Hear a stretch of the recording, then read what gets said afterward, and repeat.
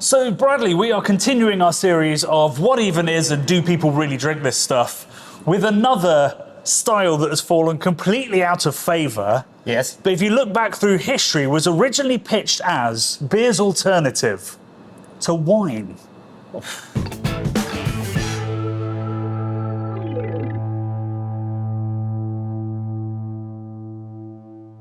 Wiener, you say? Wiener, yes. I've heard tell of Wiener. Yeah, one day we'll do a what even is Wiener. But today we're talking about the Flanders Red / the Oud Bruin, Okay. which is a debate we'll get into later in this episode. And we've got the two absolute classics to drink while we do. So Bradley, if you'd like to crack open the Duchesse and leave that sentence alone, we'll dig into the history of the Flemish Red.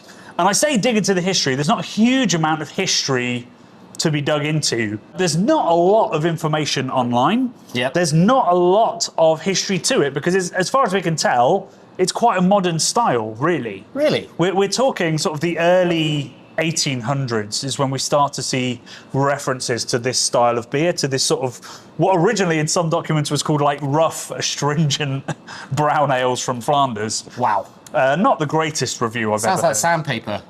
Yeah, I think it probably felt like that at some points, and some of the worst Flemish Reds I've had in my time have been a little bit like that. But so we get these slightly negative comments about it, but it seems like it had a real transformation. An entirety of Flemish brewing had a transformation around about the time that porter became popular in the UK. Right. So what we actually have is the brewer, a guy called Eugene Rodenbach, son of the brewer, trained in England. Oh, okay. So he came over to the UK about the point where porter was really at its peak, so the very early 1800s. And he learned about aging beer out. He learned about why that's done. He learned about, putting lots of hops in and being able to control the certain bacteria that are being, cultivated in there. And this seems to have turned around, perhaps, certainly Rodenbach, and then by extension, everybody that learned from it. And it also became quite fashionable because porter was very fashionable.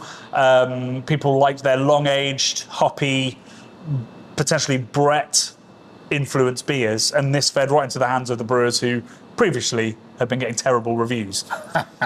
On 18th century Yelp or I guess whatever it might be. Tapestries. Moleskins of the day. Tapestries. The tapestries were really dissing them. Yeah, they were pretty brutal tapestries. Wow.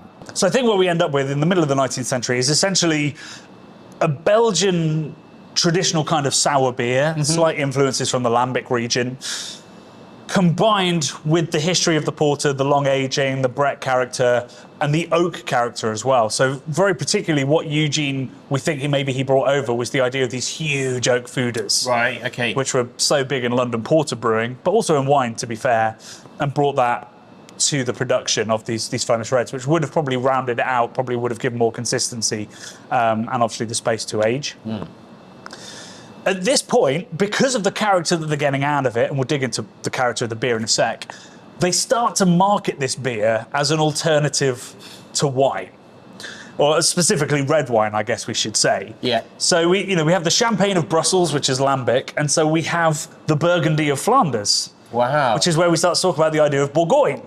Right, okay, yes. So that's where this comes from, this whole sort of slightly French influence on the naming and the marketing of this thing. They're leaning into the wine vibe. Okay. So there was Bourgogne des Flanders was a beer that was around in the 19th century. Obviously, Verhaeghe, who brewed Duchesse, have taken the influence of that. And Rodenbach, a little bit more on the nose.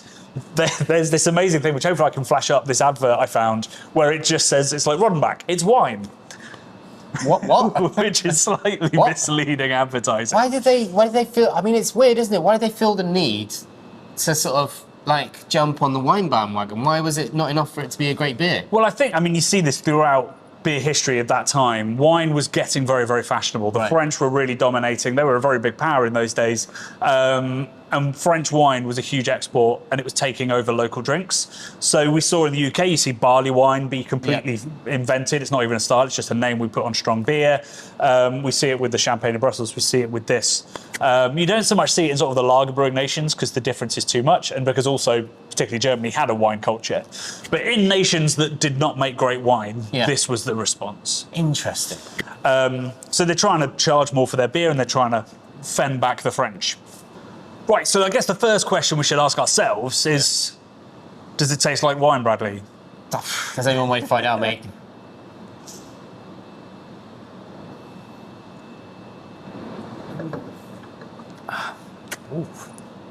No. No, not good wine. So on the nose, it's really, really sweet, isn't it? It's super sweet.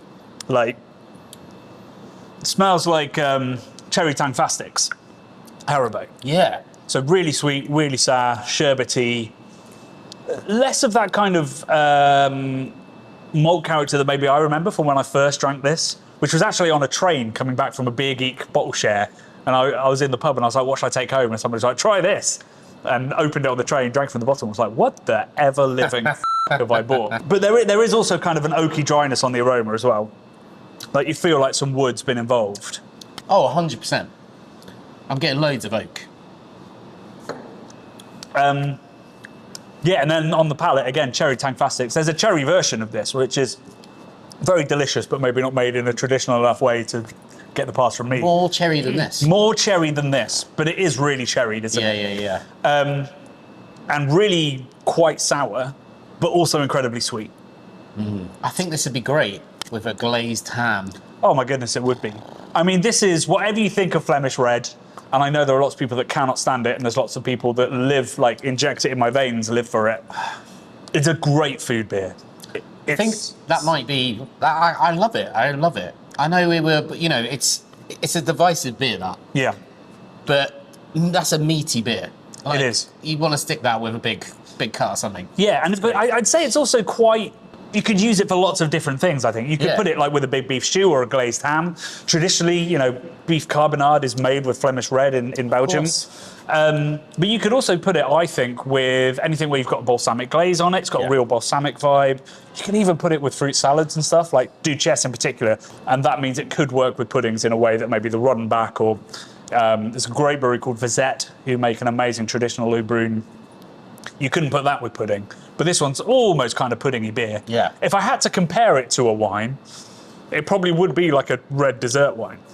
Or even a sherry kind of vibe. Yeah, like a really rich, big ass wine. Yeah. Dessert sweetness. Which then would lead you to think, wow, stick it with cheese. Stick it with hard, mature parmesans and comtés and stuff that's... Travelling around Europe here, buddy. Yeah, This it's like a culinary beer is what a fancy brewer would call it. Hell yeah. So how do they achieve these remarkable flavours? It's a really interesting process, and it seems to change according to brewery, according to what era we're talking, and whether it's Oud Bruin or whether it's Flemish Red. So the first thing to say is that obviously it's a sour beer. So generally it's made with Vienna crystal malts to get this colour, and then obviously lots of Pilsner or Pale. And it's, in some occasions, it's fermented as a normal beer, then put into oak, where it will sour, with lots of different bacterias and Brettanomyces as well. Sometimes it is inoculated with different bacterias to get that really going. And in some cases, I don't know whether it's still true, but Leafman's definitely used to open ferment it. Oh, wow. So almost in the lambic style. And, you know, that would have been very, very common. Cool ships were used all over in pretty much every brewery in Central Europe, you know, in the 19th century. So they've just hung on to that. So there's lots of different ways that this is soured. But I think a bit like lambic, most of it is going to happen in the oak. In the Rodenbach, and indeed to some extent still in the Duchesse, it's worth noting that this is a blended beer. Right. So when it's been in the oak or when it's been in stainless, typically it has about 18 months. And actually I visited where they make Duchesse, and there's a video a long time ago. There's probably wrong facts and I probably look weird, but do watch that. Generally it's aged in oak or in stainless for about 18 months, and then it's blended back with younger beer, where that bacteria has taken a lot less hold. And so that's both for consistency, but also to reintroduce sweetness. The beer is designed to have a level of body and sweetness that adds depth and character and, to some extent, a vinous kind of character to it. Which in itself is an amazing idea, isn't it? Like blending beers is something, you know, if you've not tried these before, try them, because there's the whole process. It's not just like you stick it in a barrel and it's done after, you know, however many years. You stick it in a barrel, and then you take that, and then you put it with younger beer, and then someone with a great palate has mixed them together, to bring it to a symphony where they want it to be. Yeah, and particularly with Rodenbach, they'll do different blends as well. Yeah. So you can drink, I think it's called the Vintage, which is unblended. There's various different blends that have gone over fruit and all kinds of different things. So there's a lot you can do with this style through that blending. So it's quite a powerful part of traditional and proper sort of Flemish red making. Okay, Brad, let's open up the Rodenbach. So this is the brewery, I guess, at the very least, that I think has the most adoration around it, and was potentially the originator of the style, although the style would have slowly coalesced, and they were just the people that the historical records talk about first. Yes, maybe they were the best at the time. They kind of nailed it, and they got the kind of the glory. So this beer, I love what's on the back here. First, they call it Grand Cru. So again, they're hammering home that wine thing. Expensive wine. Expensive wine. Although I still have no idea what Grand Cru means. I don't think anybody does. But they've got a sour level meter on the back. Oh yeah. Which is at 3.5 out of 5. Out of 5, and I think it might be more than that. But let's find out. So this is Rodenbach Grand Cru, a world classic. Yes. So it smells a little bit more balsamic-y and a little bit less sweet, I think, than the Duchesse. But otherwise, it's very similar. I'd agree. I'm struggling to find too much of a difference. Yeah. I think you're right. There probably is even more balsamic, and there was quite a lot of balsamic on the last one. So, yeah. Yeah, side by side, you can tell the difference, but it would be hard. Maybe it's a little bit less tangfastic. Yeah. Yeah, I think so. Yeah. So there's way, way, way less sweetness. Way less sweetness. Loads more kind of lemon, what would be lactic character, so lactobacillus. So the yogurt culture that's, famous in Berliner Weisses and stuff like that. It feels fresher and less sticky. Yeah, 100%. It's strange, isn't it? Because it's strange saying that tastes fresh. But it tastes fresh. Yeah.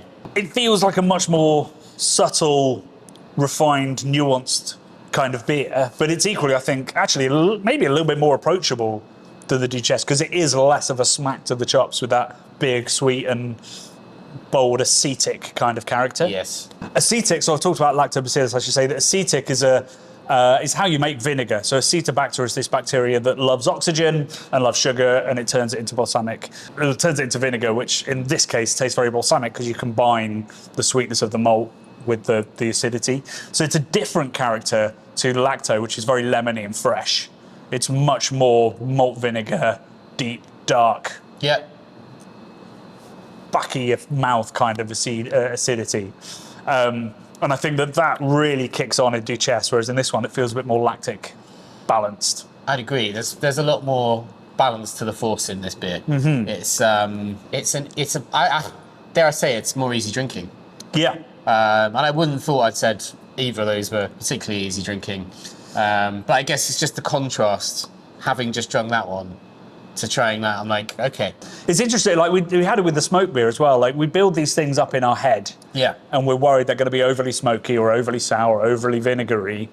And then a couple of sips in, your expectations adjust, your palate adjusts, and you go, this is a very lovely and actually quite balanced beer. Yeah. And I think that's why these things are really successful in the places where they were created, because people's brains at least are already adjusted to that. They've probably tried it young, they've been told about it, so when they come to it, they're ready.